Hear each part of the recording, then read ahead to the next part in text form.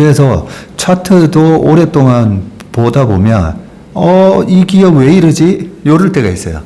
이 기업 왜 이러지? 할 때가 있는데 보이시겠네요. 한번 보시니까. 그러면 그 기업 중에 하나로 주식에서는 차트가 관상이네요. 관상입니다. 와, 비유가 너무 예술이었어요. 네. 그 차트가 어태치가 안 됐네요. 아, 그런가요? 어태치가 안 됐는데 네네. 그냥 말씀해 주세요. 네, 그냥 말씀을 드릴게요. 네. 2013년도에 2009년도부터 주식시장을 주도했던 기업이 자동차 주식이었습니다. 2008년도 금융위기가 있고 금융위기가 있으니까 안전자산으로 돈이 몰리면서 원달러 환율도 그때 1590원까지 올라가고요. 또 전 세계 기축통화 중에 하나라고 하는 엔화 가치도 급등하거든요. 그러면서 원엔 환율도 1,500원까지 올라가요. 근데 2007년도에 불과 1년 전에 원엔 환율이 얼마였냐면 740원까지 떨어졌었어요. 700원이던 원엔 환율이 1,500원 갔으니까 엔화 가치가 2배가 된 거죠. 엔화 가치가 2배가 됐다는 말은 일본에서 만들어내는 제품의 가격이 2배가 됐다는 거예요. 그러면 그랜저랑 경쟁을 하는 캠리라는 도요타의 자동차가 캠리가 그랜저가 4천만 원, 캠리가 4,500만 원이었다면 갑자기 캠리 가격이 9천만 원이 되는 거거든요.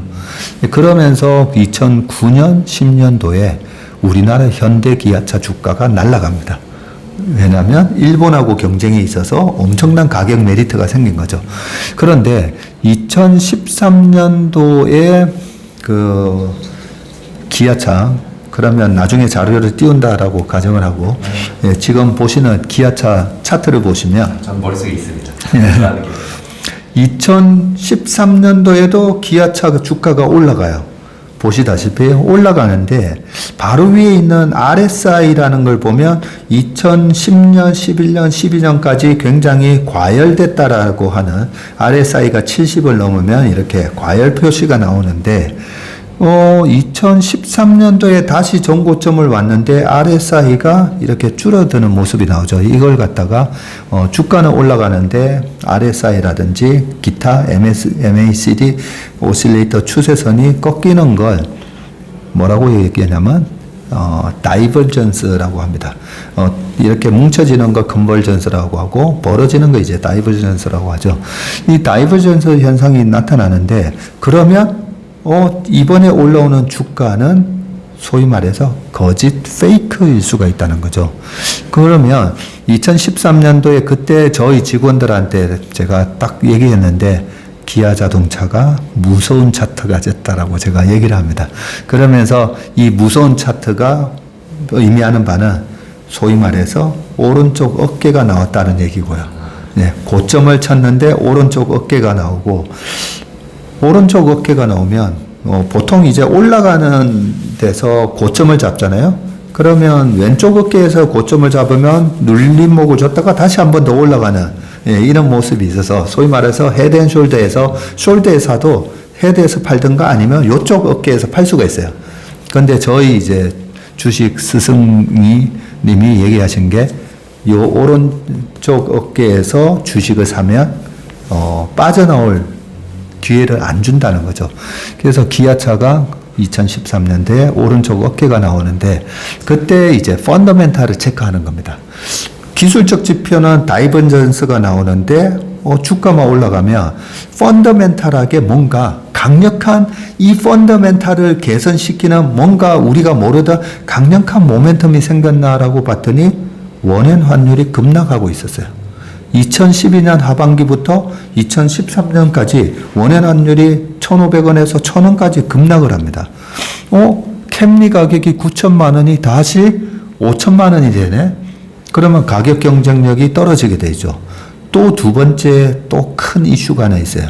2013년도에 현대그룹이 삼성동 땅을 3조짜리 땅을 10조 5천억에 지르고요. 10조 5,500억에 질렀는데 기부 체납까지 12조를 지르게 된 거죠. 그때 당시에도 테슬라는 있었거든요. 아니 지금 전기차 개발하고 있어야 되는 거 아니야 하는데 삼성동 땅을 샀던 거죠. 그 12조라는 리소스를, 그 자금을 ROI가 높은 데다가 질렀어야 되는데 땅에다가 투자하고 월 300억인가 그 이자 비용이 나갔었어요. 그러면 분명히 펀더멘털을 훼손하는 일이 발생했잖아요. 그러면 여기서 도망 나와야 되는 겁니다. 그리고 오른쪽 어깨 보시는 차트처럼 오른쪽 어깨에서 떨어지잖아요. 그러면 52주 신저가가 나든 뭐가 됐든 절대 사면 안 돼요. 절대 사면 안 되고. 그런데 이런 차트의 패턴이 아주 자주 나옵니다. 주도주에서. 그래서 주도주를 우리가 전무님 너무 저는 파는 게 어렵다라고 하셨잖아요. 근데 보통은 보면 올라오는 허리에서 많이 파시거든요. 올라오는 허리라도 파시면 되는데 보통은 올라오는 무릎에서 많이 파시죠.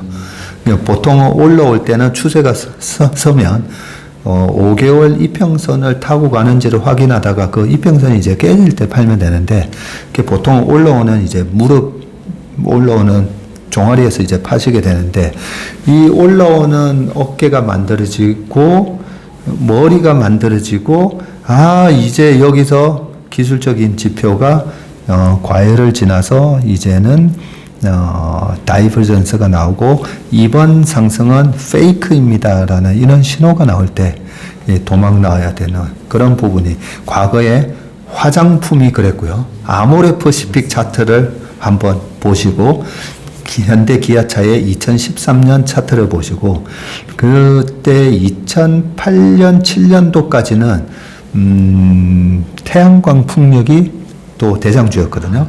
네, 그 태양광 풍력이 2009년 10년도에 다시 한번 확 올라오는데, 그때 무너질 때 차트도 잘 보시면 거의 비슷한 패턴으로 빠지기 때문에 우리가 기술적 분석을 해야 되는 이유 중에 하나가 기술적 분석을 계속 이렇게 쳐다보면서 하는 게 아니고요. 이거는 무너지는 차트인데, 아니면 또 이거는 급등주 차트인데 라는 그 순간을 이제 포착을 하기 위해서 보는 거기 때문에 기술적 분석의 유용성 중에 하나는 위험 관리에 있어서 주가가 무너지기 전에 분명히 시그널을 준다는 거죠. 네. 네. 대표님 초반에 이 리스크 관리에서 정말 중요한 이야기 해주셨습니다. 그 레버리지 누수 현상에 대해서 이야기 해주셨는데 맞습니다. 예를 들어서 저 같은 경우도 꾸준히 투자를 하고 있었는데 예를 들어서 미국의 뭐 3배짜리 레버리지 ETF들 많이 하시잖아요. 고점에 투자했다가 지금 예를 들어서 나스닥 100 같은 경우 저점으로 갔다가 지금 전고점 거의 이제 넘어섰잖아요.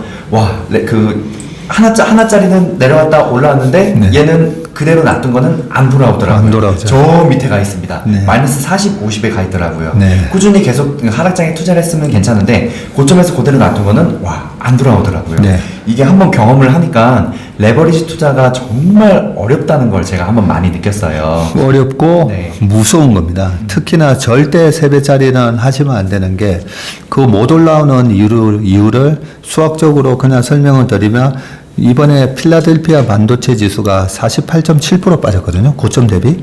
그러면 거의 50% 빠졌죠. 네, 그러면 40% 빠졌다고 치고, 자, 10,000원이 6,000원이 된 거잖아요. 그런데 3배짜리는 어떻게 되죠? 10,000원이 40%에 곱하기 3 하면 이게 120%가 되잖아요.